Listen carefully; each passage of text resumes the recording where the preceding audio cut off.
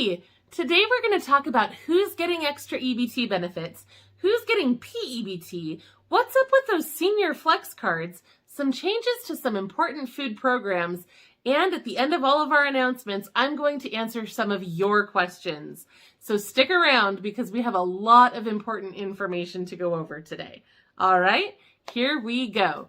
Before we get into those critical EBT updates, though, I want to go over some important nationwide news that you may not have heard, but that applies to low-income people.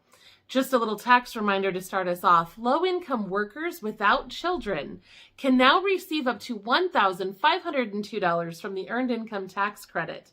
The credit is now available to younger employees and senior residents, which will help more people receive these funds than usual. To get help filing your taxes, please check out our Free File and VITA tax assistance database so that you can get the help that you need, whether you choose to file online or get in-person assistance with that. Seniors also need to be aware that the income limits have increased for the Commodity Supplemental Food Program. The monthly income for a single person is now $1,473 per month. That's the limit for one person. And each month, this program provides up to 30 pounds of shelf-stable groceries and cheese, valued at around $70. To be eligible, you must be at least 60 years old to participate in the program. You may have also noticed that those senior flex card ads are back, and they're more aggressive than ever. I noticed that some of the amounts are changing. Sometimes it's $2,880. Sometimes it's $1,400. Sometimes it's $1,200. It really doesn't matter how much they're offering you. These are all basically the same program. I've clicked on the ads myself to investigate, and they all redirect you back around to a change in your Medicare plan. It's the same thing we told you about in November of last year. It's just a bait and switch tactic to try to entice you to switch to a different healthcare plan. And in most cases, when you try to get these flex cards, you will be trading valuable healthcare benefits for one-time cash incentives, and it can really hurt you in the long run. So make sure that you speak to someone who can help you understand what is actually best for you. Now, on the local level, we also have two important announcements. I know you're waiting for those EBT updates. I promise they're coming. In Maui, Hawaii, the Senior Farmers Market Nutrition Program is underway, and you can claim up to $50 in coupons that can be used at Maui farmers markets.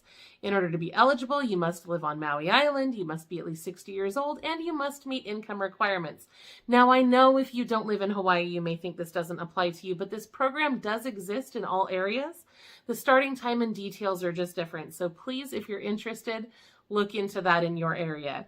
And in Indianapolis, Indiana, Sikoa Foundation has a new Pet Connect program that I really love. It's basically Meals on Wheels, but for pets.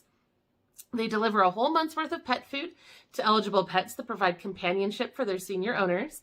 And the purpose is to alleviate the financial strain that many seniors are experiencing, where they have to choose between feeding their pets and purchasing their own food, or feeding their pets and buying their own medication. So if you're a senior in Indianapolis, please look into this if you have a pet, and I hope this is something we'll see expand to other areas.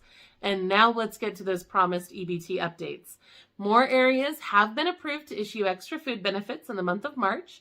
These areas include the following. Alaska will issue benefits sometime before March 31st. They don't give us a lot of details. California will be issuing February's benefits on March 19th and 26th. They have also been approved for March benefits, but those will be sent April 16th because they always send them the month after. Connecticut will issue extra benefits on March 17th and subsequent Fridays until everyone is covered. Guam issued those extra benefits on March 18th. Kansas is issuing February's benefits between March 15th and March 24th. They'll issue March's benefits between April 15th and April 24th because they also send them the month after. Massachusetts has been approved for March and will send those benefits on April 4th. Minnesota has been approved for March and will send those benefits in April as well. A lot of states do it the same month, some do it the month after. That's why we go over the whole schedule with you, because it gets complicated. New Hampshire was approved for March and will send those benefits. In fact, they already sent them between March 3rd and 18th.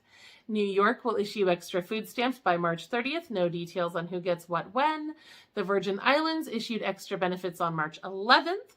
And again, these are just the newly added areas since our last update. You can always visit lowincomerelief.com/EA for a full schedule of all states and when or if you'll be getting those extra benefits.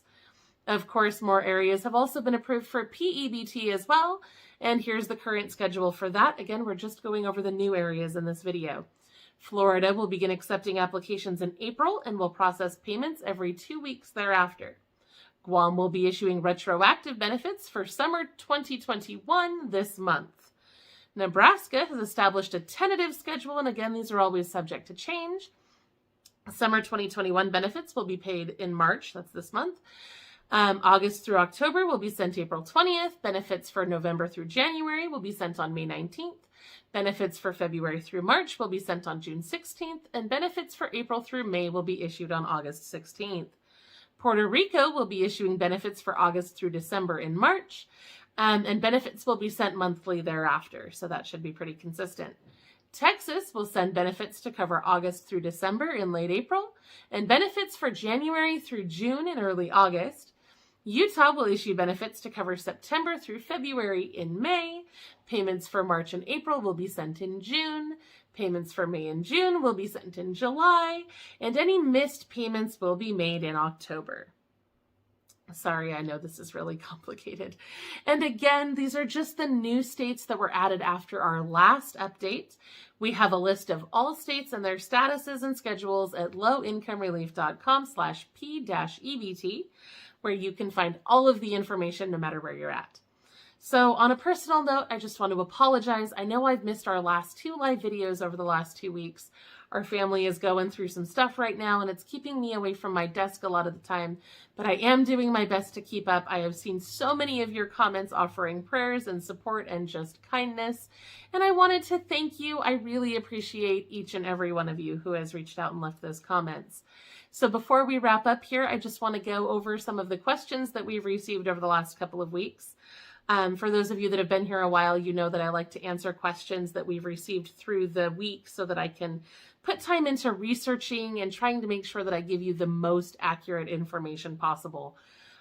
So if you have a question right now that you're hoping I will answer, please leave it in the comments, not just the live chat. I don't know how well my assistant goes through those, but if you leave it in the comments, it should be gathered up for me to answer next week.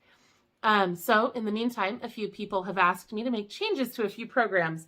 So I just want to clarify real quick. I'm not part of the government, and I have no decision-making power at all whatsoever regarding any of these programs. If I did, they would be run very differently. I am a researcher and a journalist, but I am not in any sort of political position of authority, so there's very little I can do there. So I just wanted to apologize if there's been any confusion on that point and make it clear that I can't actually change the world that way. Karen asked why EBT is only $20 in Iowa for seniors, and that is a great question. $20 is the federal minimum for food stamps, so it's the lowest amount they can give you. Basically, the office is saying that, sure, you're eligible for benefits, but apparently they think you make enough that you should be able to afford most of your food without help, which is probably bogus. You can appeal this, and seniors tend to get a lot less than they deserve because they miss out on important deductions like the medical expense deduction that can offset your income and help you get more food stamps benefits. I put out another video about that recently, so I'm not going to repeat everything here. But if this situation applies to you, please go look up our video, How to Get More Food Stamps in 2022, because it has all the details that you need. Jean said that she received 2 letters after she completed her food stamps application. One said that she was approved, yay! And another said she was denied. So that's very confusing, and it's understandable why she would have questions. Without being able to read the content of the letters, I really have no idea what is happening here. But I would assume that one letter was sent in error. I know when I was getting food stamps, I sometimes received letters that were intended to other people. Sometimes they put 2 in the same envelope. They're people and they make mistakes. It happens. So I would definitely double check, make sure everything on the letter has your name and information on it. And if you still have questions, contact your caseworker or the food stamps office directly. Somebody probably made an error somewhere. And finally, we have been receiving a lot of requests from people in the Philippines and other countries. And I am so sorry. I am not able to help people who are not in the United States right now. We are doing our best to add U.S. territories like Guam, the Virgin Islands, and Puerto Rico. But in all reality, Low Income Relief has a very small team. We have very limited resources. and we are overwhelmed just trying to keep up with everything that's happening in the United States. So if you're asking for help in another country, please know that you have my utmost compassion and sympathy and prayers, but I just don't have the time or ability to make low-income relief a worldwide thing right now. But my prayers are with you, and I do apologize for that. That is all